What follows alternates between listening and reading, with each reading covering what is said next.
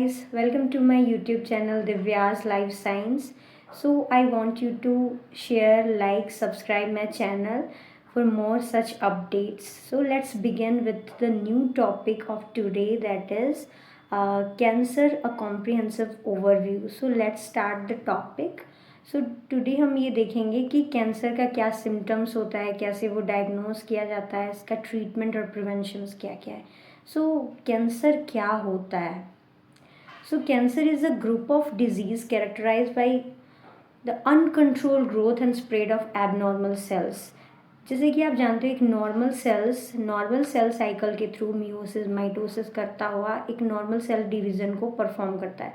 But cancer cells ऐसे नहीं होते. वो अनकंट्रोल मैनर में ग्रो करेंगे, डिवाइड करेंगे और स्प्रेड करते हैं. ठीक है. तो बात करें अगर टाइप्स ऑफ कैंसर्स की, तो more than 100 types of cancer देखे गए हैं जो कि अनकंट्रोल्ड डिवीजन है तो ही वो ट्यूमर कैंसर कहलाता है. ठीक है. दो तरीके का ट्यूमर होता है, एक benign versus malignant tumour. Benign tumour spread नहीं होता है, बस वो एक ट्यूमर के फॉर्म में इनलार्ज होता है एक सेल, बट वो स्प्रेड जब होगा तभी वो कैंसर कहलाएगा. ठीक है. तो अगर हम बात करें मैलिग्नेंट ट्यूमर की, तो जब वो इन्वेड करेगा नियर बाय टिश्यूज़ में तो ही उसे हम लोग मैलिग्नेंट कहेंगे, यानी कि कैंसरस कहेंगे. ठीक है. So major type of cancer के बारे में अगर हम बात करें तो सार्कोमा. ठीक है. सो ये सार्कोमा क्या होता है ना, इक्टोडर्मल सेल्स के थ्रू आया होता है. इक्टोडर्म, मेसोडर्म, इंडोडर्म, ये 3 लेयर होते हैं. ठीक है. तो इसमें क्या होता है, एक्सटर्नल लेयर कार्सिनोमा इसी का कैंसर कराता है. ये 90% ऑफ कैंसर का जिम्मेवार होता है, जैसे कि lung cancer, skin, breast, colon और प्रोस्टेट कैंसर. ठीक है.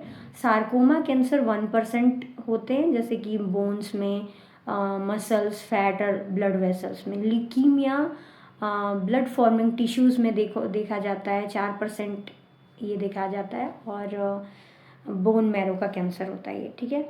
उसके बाद लिम्फोमा भी 4% देखा जाता है, ये लिम्फेटिक सिस्टम में होता है. सेंट्रल नर्वस सिस्टम का कैंसर 2% देखा जाता है, जो कि ब्रेन और स्पाइनल कॉर्ड में होता है.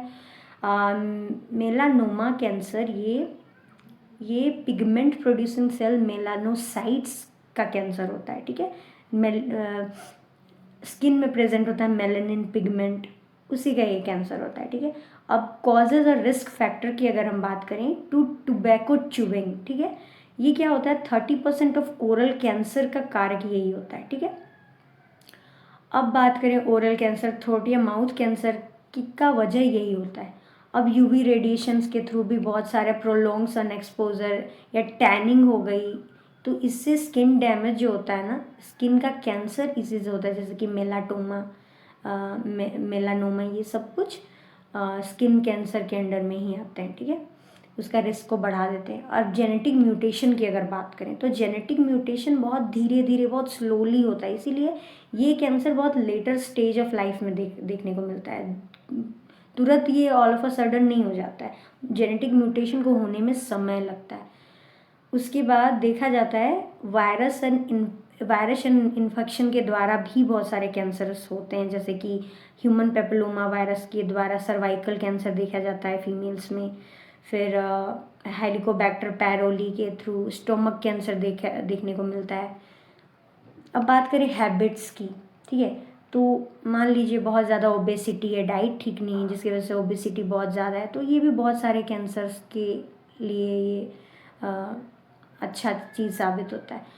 सो साथ ही साथ अल्कोहल कंजम्पशन, रेडिएशन का बहुत ज़्यादा एक्सपोजर हो रहा है, आयोनाइजिंग रेडिएशन, एक्सरेज, ये सब चीज़ भी डीएनए को डैमेज कराता है और लास्टली कैंसर कॉज कराता है. ठीक है. जैसे कि केमिकल कार्सिनोजन की अगर हम बात करें, तो खाने में बहुत सारे सब्जियों में पेस्टिसाइड्स बहुत ज़्यादा मात्रा में, तो उससे भी कैंसर होने का बनता है. ठीक है. अब बहुत सारा एस्बेस्टोस, बेंजीन, फॉर्मल्डिहाइड, ये सब कुछ भी कार्सिनोजन के रूप में देखे जाते हैं. ठीक है.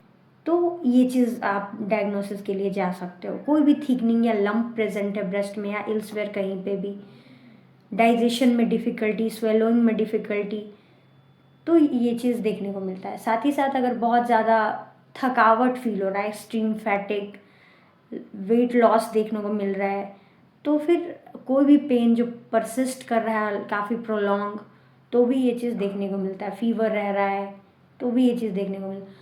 अब साथ ही साथ कैंसर का स्टेजिंग के बारे में बात करते हैं। So staging describes the extent of cancer spread and guide treatment decisions. ठीक है, इसमें क्या होता है, अगर मान लीजिए इन सिटू स्टेज अभी शुरू नहीं हुआ है, ठीक है, तो इसमें क्या होता है, एक नॉर्मल से एबनॉर्मल सेल प्रेजेंट है बट वो स्प्रेड नहीं हुआ है, नहीं कहीं पे भी नियर बाय टिश्यू में कहीं पे भी स्प्रेड नहीं हुआ, तो ये हाईली क्योरेबल है।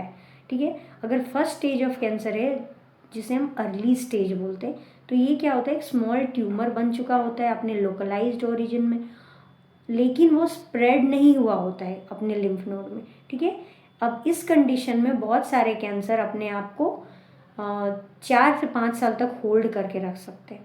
ठीक है, अब स्टेज 2 जो कि लोकलाइज स्टेज भी इसे बोलते हैं, इसमें क्या होता है, tumour grown to a larger state, थोड़ा बड़ा हो जाता है, उसके बाद नियर बाय लिम्फ नोड में वो इन्वेड कर जाता है, लेकिन डिस्टेंट ऑर्गन में वो नहीं अफेक्ट करता है अभी तक। ये स्टेज 2 में हो रहा है। स्टेज 3 में क्या होता है, ये एक एडवांस स्टेज है, यहाँ पे cancer has spread extensively to nearby tissues and lymph node as well. तो यहाँ पे क्या होता है, कॉम्प्लेक्स ट्रीटमेंट की रिक्वायरमेंट होती है।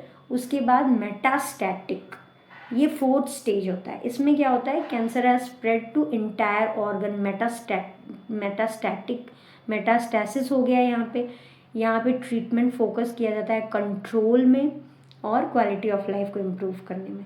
ठीक है, अब डायग्नोसिस के बारे में अगर हम बात करें तो बायोप्सी करते हैं। ठीक है, बायोप्सी में एक पर्टिकुलर सेल्स को उठाते हैं, उसमें माइक्रोस्कोप में देखते हैं कि कितना कौन सा कैंसर है, कितना स्टेज में है। ब्लड टेस्ट की अगर बात करें तो CBC और बहुत सारे ब्लड टेस्ट मार्कर्स और ट्यूमर मार्कर्स होते हैं। ठीक है, जैसे कि PSA, CA-125, AP, AFP, CEA, ये सब मार्कर्स होते हैं जो कि इंडिकेट करते हैं पॉसिबल कैंसर के प्रेजेंस को। ठीक है, इमेजिंग की अगर हम बात करें तो X-ray, CT scan, MRP, PET scanning, ultrasound to visualise tumour size and location. ठीक है, अब जेनेटिक टेस्टिंग की अगर हम बात करें तो BRCA1 और 2 जीन का पोजीशन को देख के भी पता लगाते हैं, आइडेंटिफाई करते हैं कि क्या जीन म्यूटेशन कितना हुआ है। इंडोस्कोपी में बॉडी कैविटी के अंदर कैमरा लगा के सैंपल को सस्पिशियस टिश्यू के सैंपल को देखा जाता है, ओवरव्यू करते हैं डायरेक्टली कि क्या है, कितना कौन सा ट्यूमर है। सो बोन मैरो टेस्टिंग के द्वारा भी ये bone marrow test use for blood cancer like leukaemia and lymphoma to assess marrow involvement. ठीक है, ये चीज़ होता है। अब ट्रीटमेंट के बारे में बात करें तो सर्जरिकल मेथड होता है जो कि first line of solid tumours के लिए होते हैं। इसमें ट्यूमर का रिमूवल हो जाता है बॉडी से सर्जरी के द्वारा। अर्ली स्टेज अगर कैंसर का है तो ये प्रोसेस परफॉर्म होता है। अब कीमोथेरेपी की अगर बात करें तो कीमोथेरेपी में ड्रग दिया जाता है पेशेंट को जो कि डायरेक्टली फास्ट डिवाइडिंग सेल को किल करने के लिए दिया जाता है। ठीक है, उसके बाद ये सिस्टमिक डोज जो देते हैं उसे वो पूरा बॉडी को ट्रीट करने के लिए दिया जाता है। इसमें ओरल पिल के साथ साथ इंजेक्शन भी लगता है या फिर सबका कॉम्बिनेशन में भी कीमोथेरेपी दिया जाता है। ठीक है, अब रेडियोथेरेपी की अगर बात करें जिसे रेडिएशन भी कहते हैं, तो ये कीमोथेरेपी के साथ साथ भी ये चल सकता है। ठीक है, इसमें हाई एनर्जी रेज ट्यूमर को दिया जाता है उसे डिस्ट्रॉय करने के लिए, उसका DNA को डैमेज कर देता है। ये रेज ना, ये रेडियोथेरेपी कैंसर के सेल के DNA को डैमेज कर देता है। अब बात करें इम्यूनोथेरेपी की, तो इम्यूनोथेरेपी इम्यून सिस्टम को बूस्ट करता है पेशेंट के। ठीक है, ताकि कैंसर से पेशेंट का बॉडी लड़ने में तत्पर रह सके, लड़ सके।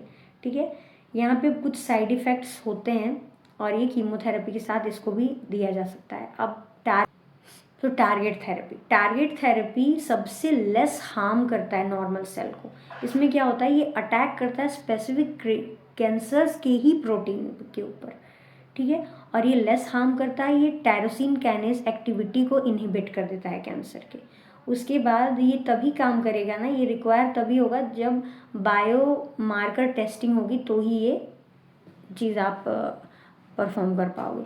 उसके बाद हार्मोन थेरेपी के बारे में अगर हम बात करें तो इसमें क्या होता है, ये ब्लॉक कर देता है हार्मोन्स को जो कि कैंसर को ड्राइव कर रहे होते हैं, ठीक है। इसमें क्या होता है, ये काफ़ी लॉन्ग टर्म ट्रीटमेंट चलता है हार्मोनल थेरेपी वाला, ठीक है। अब बात करें प्रिवेंशन एंड अर्ली डिटेक्शन की, तो अप टू 50% ऑफ कैंसर ऐसे होते हैं जो प्रिवेंट हो जाते हैं लाइफस्टाइल के चेंजेस करने से ही। अगर लाइफस्टाइल किसी की अच्छी रही तो 50% ऑफ कैंसर ऐसे ही उसको नहीं होगा, ठीक है। सो बहुत सारे अच्छे हैबिट्स जैसे कि मैंने यहाँ पे लिखे हुए हैं बहुत सारे, स्मोकिंग को क्विट करके healthy diet, regular exercises, health को मेंटेन करके, हेल्दी लाइफस्टाइल और वेट को मेंटेन करो, वैक्सीनेशन लेके एचपीवी वैक्सीन ले सकते हो आप, सन प्रोटेक्शन यूज़ कर सकते हो, तो रेगुलर स्क्रीनिंग, लिमिट अल्कोहल, ये सब चीज़ें होती हैं। अब बात करें ग्लोबली कैसे कैंसर अफेक्ट कर रहा है नाउअडेज, तो 20 million every year case drop होते हैं, केस देखने को मिलते हैं कैंसर्स के। सो यहाँ पे 20 मिलियन केस हर साल देखने को मिलता है, जिसमें से 50% प्रिवेंटेबल है और death rate 9.7 million death rate है एनुअली, ठीक है। सो मैंने यहाँ पे चार्ट लिया हुआ है 2024 का मोस्ट कॉमन कैंसर्स का, जो कि 2024 में हुए हैं। आप इसको देख सकते हो कि कैसे हुआ है। So thanks for watching.